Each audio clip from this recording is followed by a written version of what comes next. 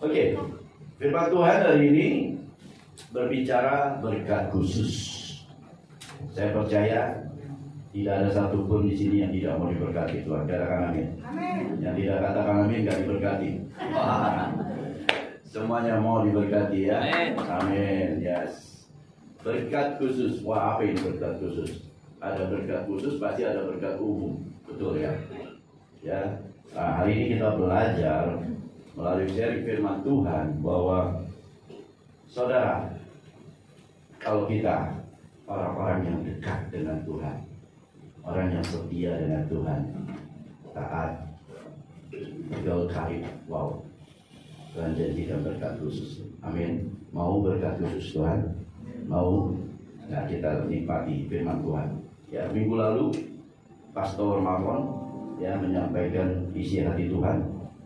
Dikatakan bahwa Yesus selalu senang ke Betania, ya.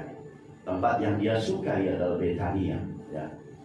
Nah, saya percaya ya ada sesuatu yang spesial di Betania. Betul, ya. Mari kita disampaikan oleh Pastor Marlon bahwa wow, setiap kali Yesus pergi ke Yerusalem, dia tidak mau bermalam di sana. Dia pasti pulang kembali ke Betania. Ya. Nah, nanti satu hari kalau kita pergi ke Israel, kita akan kunjungi yang namanya Betania itu. Amin. Amin. Tidak jauh, cuma 2 mil dari kota Yerusalem ke arah timur. 2 mil. Nah, ini adalah tempat khusus, tempat spesialnya Tuhan. Ya. Karena di sana ada tempat tinggalnya Lazarus, Maria, Marta, ya. Bahkan Simon, mereka tinggal di sana. Ya. Jadi saudara, setiap kali Tuhan melayani, dia melayani kemanapun, dia selalu kembali ke kita. Jadi saya percaya bedanya itu bukan berbicara masalah tempat. Bedanya hanya sebagai sebuah kampung. Sederhana sekali saudara. Bukan tempat yang megah, bukan tempat yang wow. Bukan. Tapi hanya sebuah kampung. Sebuah tempat yang sederhana, saudara. Tetapi kenapa kok Tuhan selalu kembali ke situ? Bahkan sebelum Yesus disalib, sebelum Yesus ditangkap, Yesus berada di Betania. Ya, jadi saudara, Yesus selalu mengajak murid-muridnya, ya, untuk selalu datang ke Betania ini. Menjadi sesuatu yang sangat penting. Makanya kemarin Pastor Marlon katakan arti dari Betania itu house of death. Wow, rumah kejam. Keren banget. Ya. Rumah kejamnya Tuhan loh. Jadi tempat yang spesial begitu di mata Tuhan Yesus. Ya, dia begitu nyaman di tempat itu. Ya. Jadi Yesus selalu senantiasa rindu ke Betania. Ini berbicara mengenai hal keintiman. Kita lihat slide berikutnya. Saudara, di Lukas 10 ayat 38 sampai 42, demikian firman Tuhan. Saya bacakan untuk saudara. Ketika Yesus dan murid-muridnya dalam perjalanan, tibalah ia di sebuah kampung. Seorang perempuan yang bernama Marta menerima dia di rumahnya. Perempuan itu mempunyai seorang saudara yang bernama Maria. Maria ini duduk dekat kaki Tuhan dan mendengarkan perkataannya. Nice. Sedang Maria sibuk sekali melayani, ia mendekati Yesus dan berkata, Tuhan, tidakkah engkau peduli bahwa saudaraku membiarkan aku melayani seorang diri? Suruhlah dia membantu aku. Tapi Tuhan menjawabnya, Marta, Marta, engkau khawatir dan menyusahkan diri dengan banyak perkara. Tapi hanya satu saja yang perlu. Maria telah memilih bagian yang terbaik, yang tidak akan diambil oleh orang. Wow, haleluya. Kalau saya baca ayat ini berulang-ulang berkali-kali, saya ingin mendapatkan sesuatu makna. Kenapa Yesus berkata Maria telah memilih bagian yang terbaik? Wow, kalau kita bicara bagian yang terbaik itu nggak akan ada lagi di selain itu. Udah paling baik, terbaik. Ya, jadi saudara, inilah yang Tuhan maksud. Kenapa Tuhan tuh senang datang ke sana? Karena ada seseorang yang mau bergaul karib, melakukan intimasi dengan dia. Begitu spesialnya, selalu rindu di bawah kaki Tuhan. Pandangan Yesus terhadap Maria adalah Maria telah melakukan yang terbaik. Saudara, apakah ada lagi yang lebih baik daripada itu? No. Yang terbaik adalah diam di kaki Tuhan. Katakan amin. Amin. Saya pelajari ayat ini berulang-ulang. Tuhan, kenapa? Rupanya ada 3 poin, ada 3 hal ya, dari ayat ini yang saya boleh rangkum menjadi 3 hal yang berbicara mengenai hidup keintiman ini. Ya, yang pertama, mezbah doa. Kita harus bangun mezbah doa. Mezbah doa berbicara apa? Hubungan, relationship dengan Tuhan. Saudara tidak ada doa, berarti saudara tidak ada hubungan dengan Tuhan, terputus. Kalau saudara tidak pernah berdoa, saudara tidak melakukan hubungan dengan Tuhan. Saudara percuma katakan saya cinta Tuhan, saya percaya Tuhan, percuma kalau saudara tidak membangun mezbah doa. Bangun saudara. Ini yang Tuhan mau. Ini yang Tuhan inginkan dari kita. Relationship between us, between God and me. No others. Kita jadi relationship yang Tuhan memang inginkan. Ya, kenapa kita selalu bicara ini bosan ya kayak intimasi? No way. Saya melihat tidak ada lagi pengajaran yang lebih baik kecuali intim dengan Tuhan. Katakan amin. Amin. Bahwa saudara boleh hebat teologinya boleh. Saudara boleh ayat hafal-hafal, semua firman Tuhan ayat hafal boleh. Tapi kalau saudara tidak memiliki relationship, semuanya akan menjadi sia-sia. Anda seorang Farisi. Jadi saudara, mezbah doa yang harus dibangun, saudara. Yang kedua, kita harus bangun pengalaman bersama Tuhan. Ya. Life spiritual ini harus dibangun, harus kita alami, saudara. Mana mungkin kalau kita berjalan bersama Tuhan, tapi Tuhannya nggak ngapa-ngapain, Tuhannya diam aja. Kita jatuh juga dia diam aja, nggak tolong kita. Kita dalam menghadapi masalah dia juga diam aja, nggak peduli. No. Life spiritual journey kita harus alami bersama dia. Dia tidak biarkan kita sendirian loh. No. Saudara mungkin nggak merasakan. Saudara mungkin enggak. Tuhan nggak pernah tuh ada dalam hidup saya. Kayaknya saya hidupnya kayak begini-begini aja. Hidupnya kok saya susah-susah aja. Dari dulu sampai sekarang kok begini-begini aja. Hati-hati saudara. Saya bisa katakan saudara tidak peka dan tidak bersyukur. Saudara boleh ada sampai hari ini itu karena kebaikan Tuhan. Amin. Allah itu kasih. Makanya saya bilang Tuhan tidak pernah membeda-bedakan siapapun. Orang yang baik, orang yang jahat, ya, orang yang pintar, orang yang bodoh, orang yang malas sekalipun, orang yang rajin sekalipun, tidak dibeda-bedakan karena Allah itu kasih. Kalau Allah membedakan, Allah itu bukan kasih. Allah itu bukan adil. Jadi saudara, kita harus mengalami yang namanya pengalaman bersama Tuhan. Life spiritual journey ini harus kita alami. Ya. Saya juga mengalami banyak sekali, terlalu banyak. Saya rasakan, ya, saya nggak pernah mimpi jadi pendeta. Ya, kalau disuruh dulu saya ditanya, gua mau jadi pengusaha aja, ngapain jadi pendeta? Ada artinya pendeta kali dulu ya. Tapi sekarang gua lihat yang lain sampah.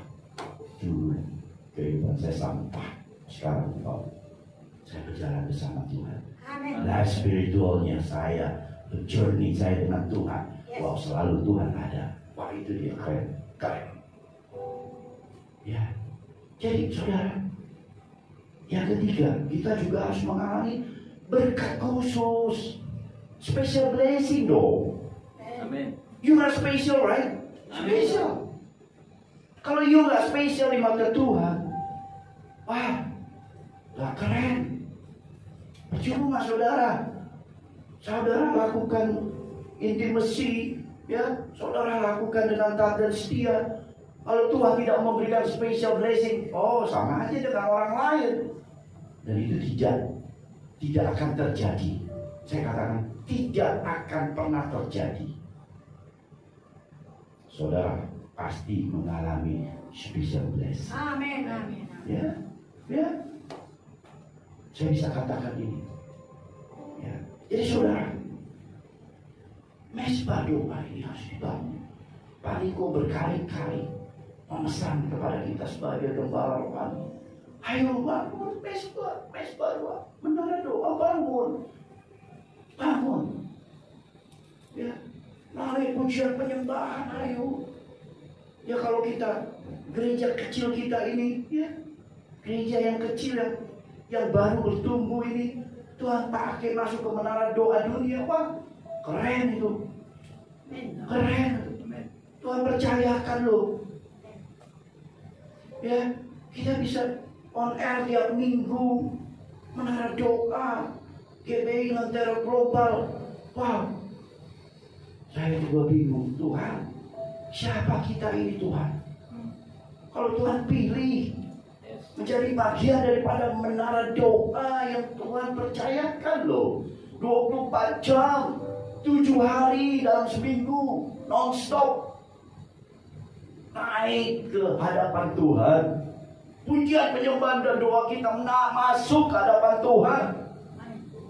Dan saudara menjadi bagian itu. Pak Satya, Pak Marlon, Pak Frans, Novi, Mary menjadi bagian itu, membawakan dupa yang harum kepada Tuhan. Oh, keren tuh. Keren. Kita dipakai Tuhan loh. Ya. Jadi saudara, saya percaya berkat khusus itu ada. Berkat itu selalu menyertai kita dan bahkan sedang menanti kita. Jadi saudara, ayo, menjadi suatu hal yang penting, ya. Kalau kita mau percaya bahwa kita mampu untuk melewati hari bersama Tuhan, sesuatu yang penting, ya. Jadi saudara, kita sama-sama bahwa tidak ada yang mustahil bagi Tuhan, tidak ada. Dia Tuhan yang baik, dia Tuhan yang kasih, dia juga selalu ada. Kita lihat selama Yesus melayani, 12 muridnya setia melayani dia. Selalu ada bersama dengan Tuhan. Tuhan tidak minta yang banyak macam-macam. Tuhan tidak minta ribuan orang, no. Orang datang berbondong-bondong kepada dia, akhirnya Tuhan bilang pulang. Tuhan cuma butuh 12 orang yang selalu ada bersama-sama dengan Tuhan. Jadi saudara, kita percaya bahwa kita adalah mesbah, kita adalah tubuhnya baik Allah. Nah, maksud itu, ayo kita bawa hidup kita Kita bawa ke hadapan Tuhan hidup kita. Ku bawa hidupku sekarang ke tempat kudus-Mu Tuhan. Di mezbah-Mu ku serahkan seluruh hidupku.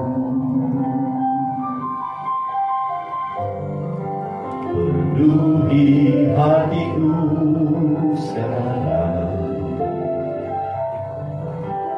dengan urapan yang baru, agar aku lebih lagi mendengar suara-Mu.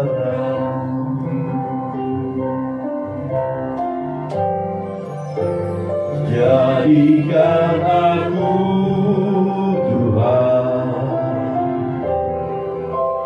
rumah doa-Mu, agar semua suku bangsa datang menyembah-Mu. Jadikan aku Tuhan rumah doa-Mu, agar semua suku bangsa datang menyembah-Mu. Saudara, kalau saudara dipakai untuk melayani Tuhan, untuk menyembah Tuhan, memuji Tuhan, wah, kita adalah rumah doa Tuhan. Kita bisa menyampaikan isi hati kita kepada Tuhan. Luar biasa, saudara. Luar biasa. Ayo, jadikan rumah doa. Hidup kita jadikan rumah doa.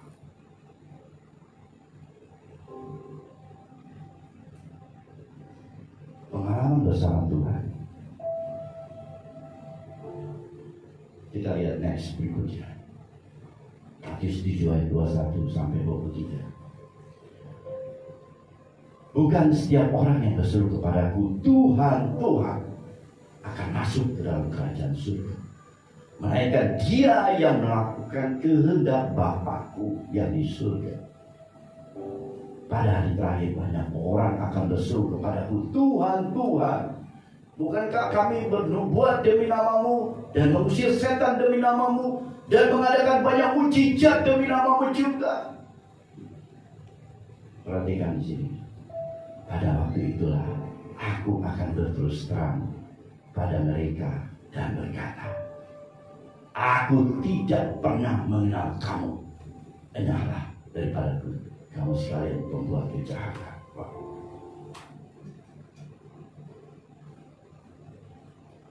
Tidak pernah mengenal. Seseorang akan mengenal kita dengan baik bila mana orang tersebut tinggal bersama kita. Amin. Saya kenal dengan Pak Satya, kenal. Saya kenal, tapi saya belum tentu mengenal dia. Saya tahu Pak Satya, tapi saya belum tentu mengenal dia. Kenapa? Saya harus mengenal dia. Saya harus tinggal di rumahnya Pak Satya untuk waktu yang lama.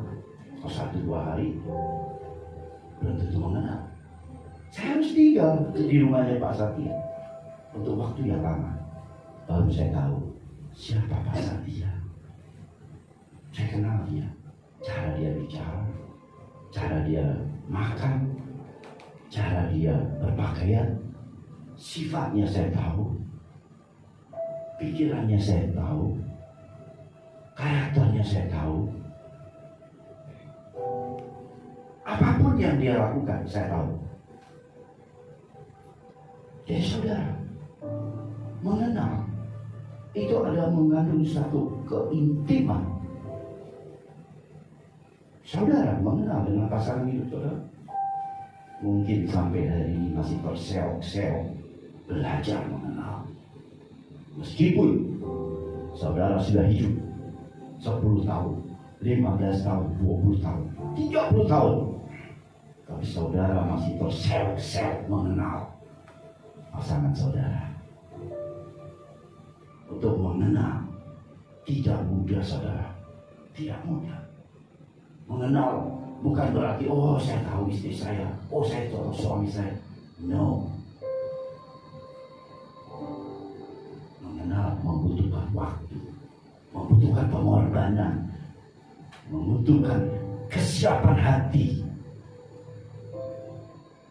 Mengenal membayar harga saudara. Jadi kalau firman Tuhan yang terakhir tampilkan, Tuhan marah kepada kita kalau kita tidak mengenal Dia. Tuhan katakan, enyahlah engkau, karena engkau tidak mengenal Tuhan. Jadi saudara, ayo kita harus mengenal Dia saudara. Belajar lebih dalam lagi mengenal Tuhan.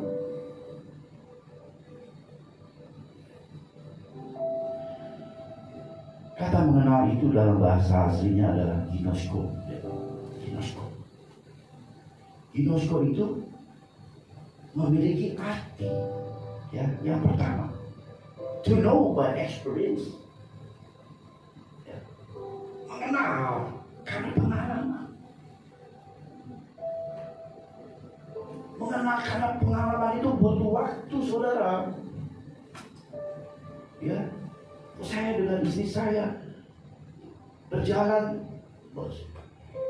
melalui bahtera rumah tangga. Itu hampir tiap hari mengalami pengalaman hidup, mengalami situasi ini bagaimana, mengalami situasi ini bagaimana menghadapi itu, mensikapi kejadian demi kejadian. Ini penting saudara. Ya, jadi berdasarkan pengalaman hidup, kalau ada masalah itu, pasti istri saya nggak mau nih, istri saya pasti dia nggak setuju. Kita langsung tahu. Ya, kalau saya berbuat ini pasti dia marah nih, pasti dia nggak mau nih, dia nggak terima. Pasti saya udah tahu. Kenapa? Pengalaman dan pengalaman. To know by experience. Kita belajar. Nah, dengan Tuhan juga sama saudara. Kita mengalami persoalan demi persoalan, masalah demi masalah yang kita hadapi. Tapi karena kita bersama Tuhan, yang begini ini Tuhan udah dulu tolong saya, pasti dia tolong lagi. Gak mungkin dia tolong. Pasti ada satu keyakinan. Karena sudah berpengalaman, sudah mengalami. Ya, kalau dulu saya juga mengalami. Pada saat saya jatuh habis-habisan, Tuhan tolong saya. Ini masalah ini pasti Tuhan tolong saya. Amin. Ya, iman saya udah semakin tidak goyah lagi, tidak kayak dulu. Awal-awal saya mengenal Tuhan, awal saya tahu Tuhan, awal saya ikut Tuhan. Gak gampang saudara. Adalah Tuhan, enggak sanggup saya Tuhan, enggak sanggup Tuhan, enggak. Ya, bahkan hampir aja kita mungkin udah putus asa. Tapi sekarang mengalami persoalan lagi, tenang aja, udah beres. Tuhan tolong. Yes, amin. To know by experience. Jadi saudara, yang kedua, berbicara ginosko ini adalah to have a sexual relationship. Murid Tuhan Yesus, orang ring satunya Tuhan Yesus, itu paling beruntung. Kenapa? Bisa merasakan sentuhannya Tuhan. dipegang oleh Tuhan. Amin. Bahkan kakinya dicuci oleh Tuhan Yesus. Begitu memiliki keintimannya dengan Tuhan. To have a sexual relationship. Jadi kalau saudara bisa membangun itu, bisa merasakan sentuhan Tuhan. Oh, thank you Tuhan. Engkau memeluk, engkau memeluk, engkau memegang. Wow, keren saudara, keren saudara. Kita agak panjang sama Bapak ya, boleh ya? Karena kita nggak ada ibadah berdua kan, nanti sore. Saya agak panjang sedikit nanti. Begini, saudara, Allah kita sangat mengasihi kita, sangat. Dia tuh rindu kita selalu dekat dengan Dia. Makanya kalau saudara tidak memiliki relationship yang seperti itu, ginosko, relationship yang begitu eratnya kita dengan Dia, wow, kita harus belajar mengejar ginosko ini. Ayo kita kejar, bangun hubungan yang demikian eratnya, sehingga apa? Kita bisa merasakan sentuhannya Tuhan dalam hidup kita. Sambil kita merasa, wow Tuhan, Kau menjamah aku, tanganmu menyentuh aku. Oh, keren saudara, keren. Jadi hubungan itu sedemikian rupanya, sedemikian dekatnya. Jadi kalau perjalanan hidup kita, kekristenan kita tidak mengalami yang namanya ginosko, keintiman dengan Tuhan, ayo kita bangun.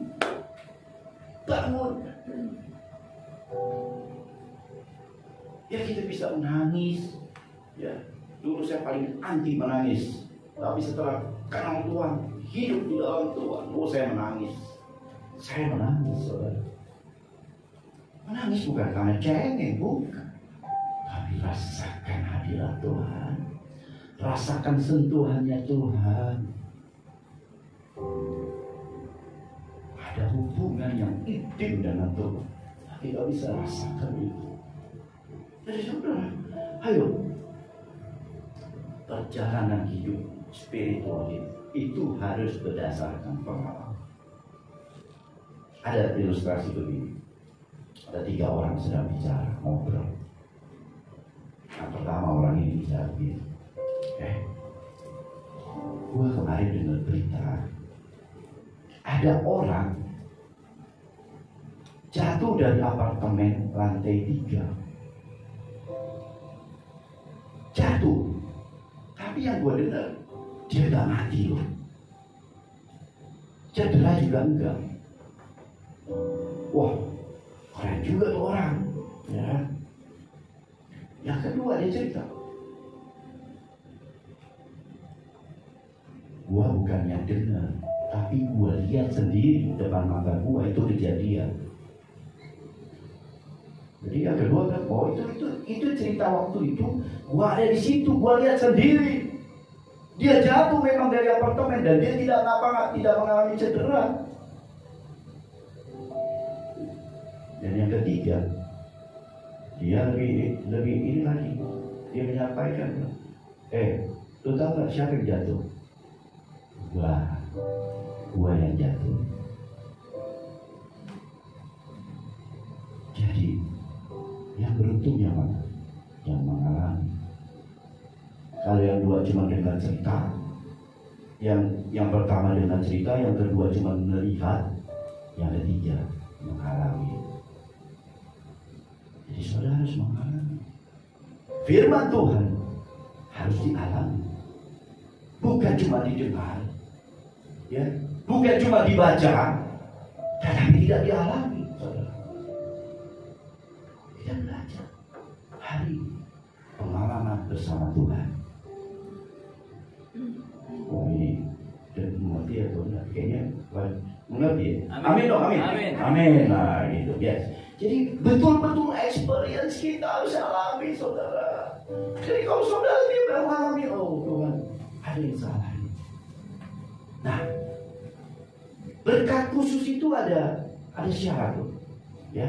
Ada dua ya. Berkat itu ada dua, yaitu berkat khusus dan berkat umum. Nah, next kita lihat coba. Mazmur 24 ayat 1 sampai 6. Nah, ini dia. Mazmur Daud, Tuhanlah yang mempunyai bumi serta segala isinya, dan dunia serta yang diam di dalamnya. Sebab Dialah yang mendasarkan di atas lautan dan menegakkan di atas sungai-sungai. Siapakah yang boleh naik ke atas gunung Tuhan? Siapakah yang boleh berdiri di tempatnya? Sampai di sini dulu. Kita perhatikan. Kalau saudara mau menerima berkat khusus, kita baca yang ketiga. Siapakah yang boleh naik ke atas gunung Tuhan? Ya, ini dia. Karena berkat khusus ini harus spesial. Ya. Kita lihat baru berikutnya. Apa yang dikatakan di situ? Baca ya. Orang yang saya yang tak baca. Apa? Oke, saya baca ya. Orang yang bersih tangannya, saudara. Amin. Orang yang bersih tangannya. Syaratnya orang harus bersih tangan. Yang kedua, murni hatinya. Ya. Yang ketiga, tidak menyerahkan dirinya kepada penipuan. Ya, dan keempat, tidak bersumpah palsu. Ini dia.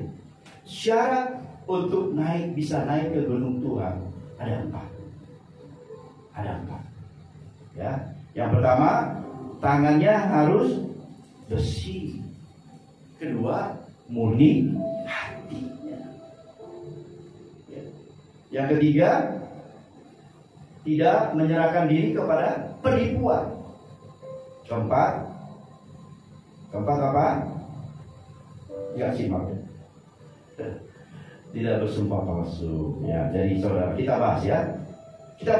Yang pertama adalah orang yang murni hatinya. Saudara, apa yang dimaksud? Bersih tangannya. Saudara tahu, kita di sini melayani Tuhan. Kita semua melayani Tuhan. Ya. Tujuan kita, hidup kita memang Tuhan desain kita. Pada akhirnya kita semua harus melayani Dia. Siapapun itu, bukan melayani diri sendiri. Kita diciptakan menjadi pemuji dan penyembah Tuhan. Kita semua harus mau dan tidak mau. Ya. Saudara boleh bilang, enggak lah, saya nggak punya waktu. Silakan. Saudara boleh bilang, nanti dulu deh kalau saya sudah tua. Saya semuanya sudah beres baru saya melayani. Silakan. Saudara boleh berkata demikian. Tetapi setiap orang punya panggilan ilahi. Siapapun dia, panggilan ilahi. Ya, makanya saya bilang, ayo melayani dengan tangan yang bersih. Melayani dengan tangan yang bersih. Artinya kita semua memiliki motivasi saudara yang benar di hadapan Tuhan. Ya, saudara melayani harus motivasinya benar. Ayo kita melayani. Tidak terlibat apapun di dalamnya. Ya, tidak punya tujuan yang tidak baik. Semua untuk kebaikan. Nah, yang kedua, murni. Artinya tidak bicara ada sesuatu. Ya, saya mau melayani ya. Saya mau melayani Tuhan. Siapa tahu saya berjodoh di dalam gereja. Atau saya mau melayani. Siapa tahu saya bisa dapat berkat-berkat dari gereja. Saya jago nyanyi, ya kan? Saya jago main musik, saya ini, saya itu. Sehingga motivasinya menjadi salah, saudara. Saudara tidak murni lagi melayani Tuhan. Dan yang ketiga, memberikan diri kepada penipuan. Saudara, tahu tidak saudara? Hidup itu ada 2 pilihan. Ya, kemarin di mesbah pagi saya ingat sekali Pak Satya bilang, itu hidup itu pilihan, ya, atau keputusan. Ya. Nah, saudara, pilihan itu memang harus ada, saudara. Ya. Makanya Tuhan ingatkan, jangan berikan dirimu kepada penipuan. Saudara tahu, di dunia ini banyak sekali penipuan-penipuan yang menyesatkan. Cuma dua, kita harus menyembah kepada Tuhan atau kepada ilah lain. Sudah, cuma itu kok, simpel. Kalau saudara tidak menyembah Tuhan, berarti saudara menyembah kepada ilah lain.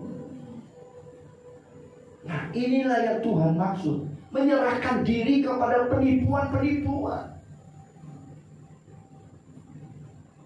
Dunia ini penuh dengan penipuan, ahli nujum, ahli ramal, ahli feng shui, ahli macam-macam, paranormal ini, paranormal itu, penuh dengan penipuan, saudara. Belum lagi dengan kehidupan kita sendiri yang selalu mau dikuasai dunia dengan berhala-berhalanya.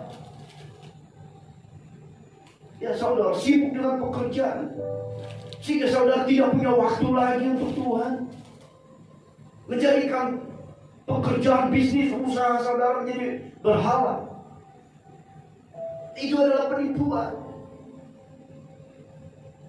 Saudara kan gelam dengan berkat-berkat Tuhan. Oh, berkat-berkat saya sudah diberkati, saya punya. Sudahlah, saya menikmati dulu berkat ini. Ya. Seperti 10 orang kusta, hanya satu yang kembali ke Tuhan. Sembilanya mereka ngacil semua, kadang sudah diberkati Tuhan, sudah menerima berkat, lalu mereka tinggalkan Tuhan. Itu adalah penipuan. Berkat bisa membuat saudara tertipu, saudara.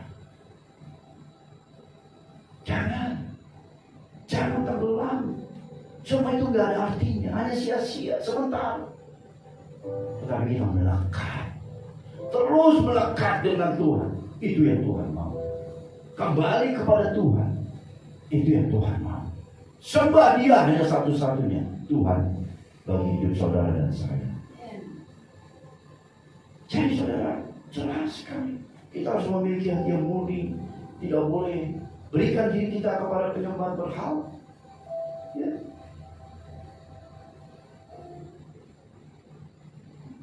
Haleluya, haleluya. Ya Tuhan, punyamulah kebesaran dan kejayaan. Ya Tuhan, punyamulah kehormatan, kemasyuran dan keagungan. Segala yang di langit dan yang di bumi kepunyaanmu. Hosana bagi Sang Raja, Hosana bagi tempat yang maha tinggi. Hosana, Hosana, Hosana bagi Dia. Ya Tuhan, ya Tuhan, punyamulah kebesaran dan kejayaan.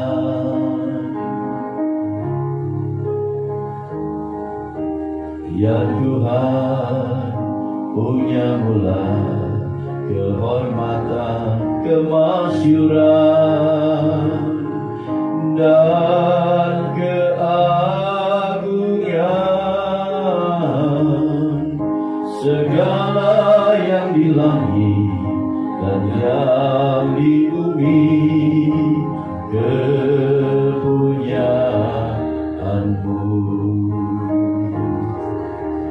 Hosana bagi Sang Raja, Hosana di tempat yang maha tinggi. Hosana, Hosana, Hosana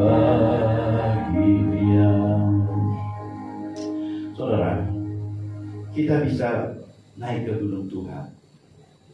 Naik ke gunung Tuhan itu berbicara naik, bukan turun.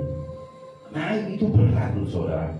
Kalau turun gampang saudara. Ini naik loh. Jadi kalau kita bicara naik, kita harus apa yang kita lakukan? Lepaskan beban.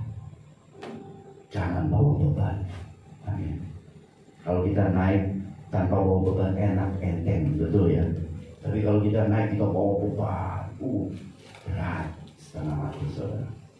Oleh sebab itu, bawa dirimu saja ke hadapan Tuhan. Bawa, tanggalkan segala persoalan, tanggalkan segala masalah, tanggalkan semuanya. Kalau kemarin kita dengar 6 tahun Pastor Marlon tidak minta apa-apa, itu berarti dia sudah tanggalkan semua beban. Amin. Dan itu tidak mudah saudara. Kita harus bisa melepaskan semua beban. Kita datang kepada Tuhan. Inilah Tuhan. Ini saya berikan pada saat waktu saya diproses Tuhan bisa-bisa. Sudah tidak ada harapan lagi. Saya cuma bilang Tuhan, Engkau tidak tolong aku tetap mengasihimu. Aku tetap mencari Tuhan. Jadi bukan karena targetan dengan Tuhan.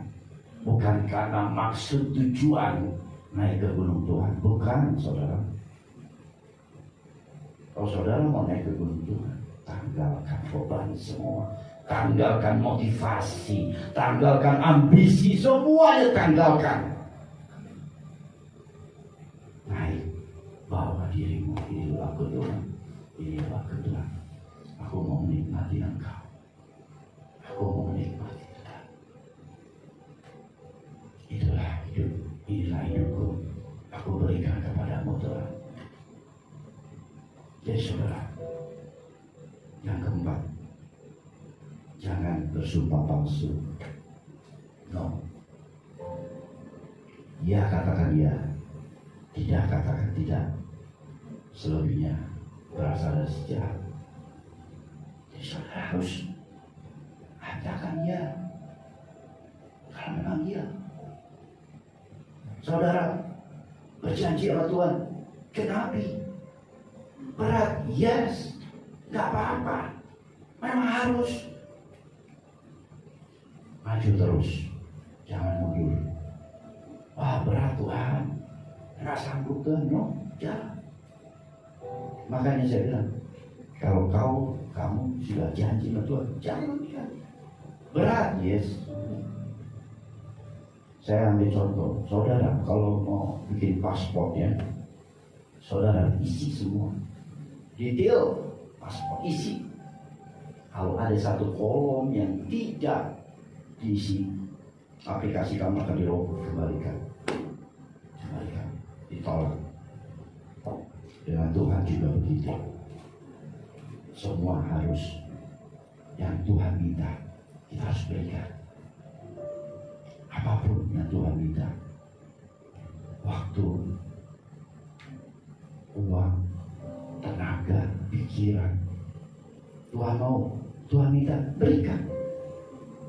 Jangan bilang, oh ini jangan Tuhan, jangan ya, yang ini aja Tuhan. No. Gerakan Roh Kudus kalau sudah mengatakan yes, lakukan. Jangan pernah tawar-tawaran dengan Tuhan. Saya katakan ini karena saya mengalami banyak sekali. Berat. No.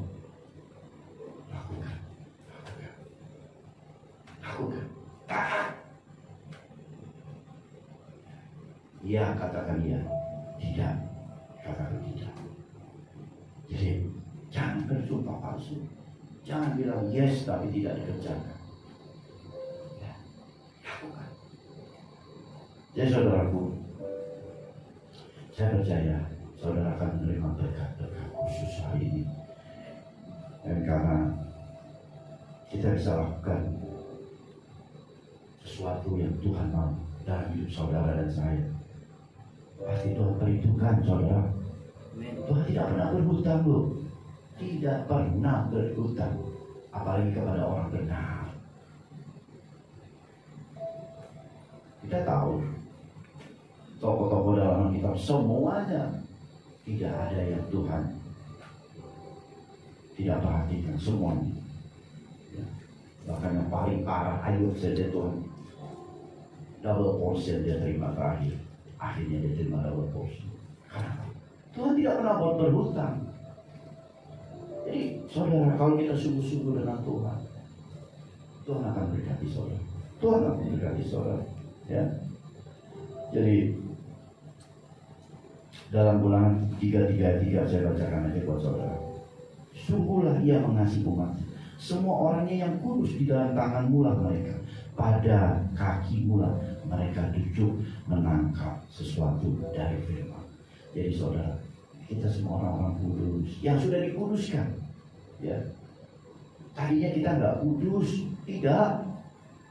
Tapi karena kita percaya Tuhan, kita memuji Dia, menyembah Dia, kita serahkan hidup kita, maka kita menjadi umat yang kudus di hadapan Tuhan. Jadi pada saatnya orang-orang kudus memang harus duduk di bawah kaki Allah, duduk di bawah kaki Tuhan. Itu yang Tuhan mau.